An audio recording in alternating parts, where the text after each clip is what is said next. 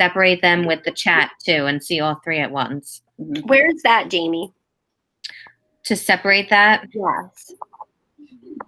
I don't know off the top of my head. I'd have to play with it again. I know I figured it out yesterday, though. Yeah, I always just move my stuff around. I'm like, hold on, let me move my chat bar to the right so I can type. Yeah, it is an option in your displays somehow, and I forget what it was. All right, welcome in, everybody. It's 2:46, so I just want to open it up. Welcome. We made it. It's Friday. I'm looking forward to the weekend. I don't know about anybody else. But if you got any questions or things you want to share you did today, just jump right in, unmute yourself, and we'll get started.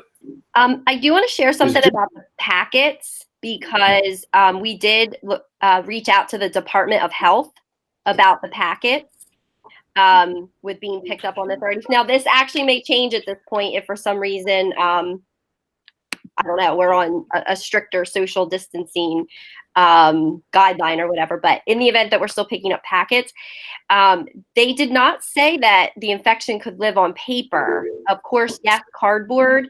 But the recommendation would be that we just hold these packets for at least 24 hours. And then to put them in put them into a open area. And of course, for our bus drivers and aides to use gloves and, to wash hands. And so giving them 24 hours before any teachers would even think about getting them is what the recommendation came from our Salem County Department of Health. So I just wanted everyone to know that we did further dig into that. We asked, because I know there's been a lot of concern about getting the packets back. And some teachers are going the route of having their kids take pictures of their work and submitting it on Google Classroom. So if that's the case, if you're having your kids submit that stuff in a different way, then you don't have to ask them to send those packets back. It's going to be individual to the teacher. If you need them to work on those longer, because in checking in with them this week, you feel like you're going to need that time, then just make sure you're communicating with the kids not to send that back. You can extend that work if you overplanned. So it's all what you need to do as a teacher. Again, if you overplanned, you want them to continue on that work, just let them know, like, only return week 1, keep week 2 for an additional week. Or until we get back. So that is up to the teacher. But we will keep everything on lockdown for at least 24 hours before anyone can actually pick up the work. And again, that decision was discussed. We do not want to be unsafe for any of you. That was not the intention. But we also heard a concern from teachers about being overwhelmed with the work coming in all at once. So we thought this might be a solution of getting some of the work back, getting that in your hands, being able to look at that, see it, especially for maybe the kids that you haven't been in touch with, and then, to be able to put in grades or whatever. So this was not about being unsafe, but I do hear the concern. But at this point, I mean, we're all getting our mail. We're all getting things delivered. We might be touching our trash cans. So, the best thing to do right now is to make sure that we're washing our hands. If you put things on surfaces like mail, for example, you should be wiping those surfaces off. I mean, these are just all the things, not just packets, but any type of thing that we're touching right now. So I just wanted to clear that up. Thank you. I think someone was trying to talk at the same time. So if you had a question, go ahead.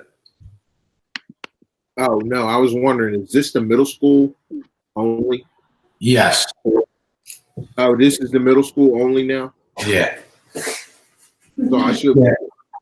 I mean, I'm on Ron, so. Huh? I think for the elementary, I think for the elementary, we can be on both, but I think the conversation here is going to be more geared towards middle school, high school. More elementary conversation is going to be on mine next. So I know a lot of people wanted to see Jordan, so I thought I'd bring him in for a second. So I guess All right. we have a conversation. I mean, a question. Should elementary teachers Yeah. come on here anymore? I'm sorry, go ahead. Should elementary teachers come on to this meeting every day, or is this something that's mostly going to be strictly upper grade? I don't think we're going to be specific. I'm sure there's things that could, loop in terms if we're talking about Google Classroom stuff. Maybe I'll like, so you're more than welcome to join in. The links should stay the same. I just don't want you to have to do twice as many videos, watching these. Because for us, after 2:55, it's voluntary. So if you want to come in and see if there's something there, you can always just go back and look at the video the next day in the morning, because I am posting the videos from these at that website that Stephanie shared out this morning. And Erica, I'm going to be on both of them all the time. So if you don't feel like you want to be on this one and just on the elementary, I can relay any information that we got from this one too. It's up to you. Okay, wonderful. Thank you. Guys, one thing I wanted to clarify about the whole YouTube thing. Some people are having some success uploading the YouTube videos just through their school account. So if that's working for you, do it. I didn't, so I just created my a fake personal account outside of school to get the videos on there. So I just wanted to make you aware of that. If you are going the route of trying to create your own YouTube content, Miss Hunt, I know you did today. Did you do it on your schools, or did you create another one? No, it was through school. Okay, so it seems to be working for some people, so that's good. I have a question. I think, Stephanie, you might be able to answer this. We had some parents saying that, we have a parent who teaches in Williamstown, and they're no longer allowed to use Zoom because something about their board policy. We're still allowed to use Zoom though, right? Live? Yeah, so I don't know if that's in their, they may have a board policy. I do not recall that there's something specific in ours where we cannot use it. I will do a double check, but I don't think we can. Now, I know this came up before we even, started talking about these live sessions, but in the event that you don't feel comfortable, you guys don't have to put the video on of your face. You could still be, can you do that with Zoom? Yeah. I think so, yeah. Okay. Yeah. You could always, you could always still have the chat, so that you can hear each other, but Right. the video piece, again, kids being able to take that video of you and, do things with it. But you still like the interaction of hearing their voice, them hearing your voice. You don't have to know your voice. But as far as the board policy, I'll get back to us, but I don't think that we have something that says that we can't. Okay. Because I do know, in speaking in our 8th grade team meeting, some other school districts have already been experiencing teacher remade TikTok videos. So yeah, I know. I heard that as well. So that's why I'm saying, if you like that whole idea of interaction, maybe just not doing the video is the way to go with that. Or your face comes up in the thumbnails that Stephanie sends out to everybody like me. Yeah. if you got a question, go ahead. You can just chime in. Can I chime in again? Go ahead, Tracy. On our team meeting today, we were talking about trying to find a way to schedule, if you are going to do a meeting, like some of these kids don't have access to devices all day long. And then there's 5 different team members and they're scheduling different times for meetings, and they could be one after another or at the same time because we're not on the same page with when we were going to meet with our class. I know some teachers, like that you teach science, you have 6 blocks. So instead of meeting 6 different times, they're trying to do maybe 2 meetings or 3 meetings and giving kids the availability. So trying not to overstress the kids and have them be in meetings all day. And I think so.